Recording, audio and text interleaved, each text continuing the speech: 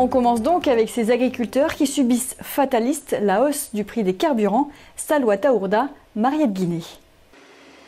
À Dénat, le prix du carburant est un sujet délicat.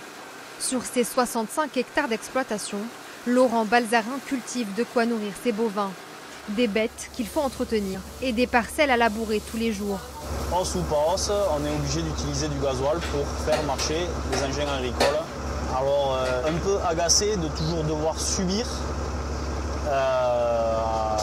et sans être sûr du lendemain.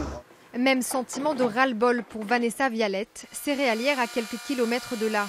À cette période de l'année, semer ses céréales augmente sa consommation de carburant.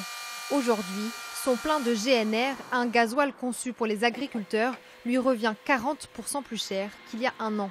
C'est quelque chose qu'on subit complètement. On ne peut pas du tout répercuter cette hausse sur nos prix de vente puisque les prix de vente nous sont imposés par les cours mondiaux.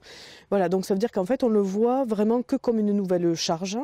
Voilà, quelque chose qui va venir diminuer notre revenu pour les années où on en a.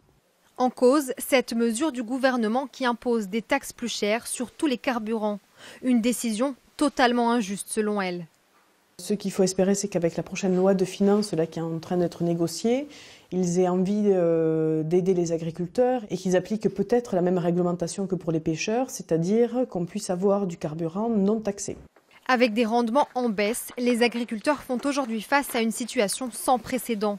S'ils ne participent pas à la manifestation nationale du 17 novembre, Laurent et Vanessa ne comptent pas en rester là.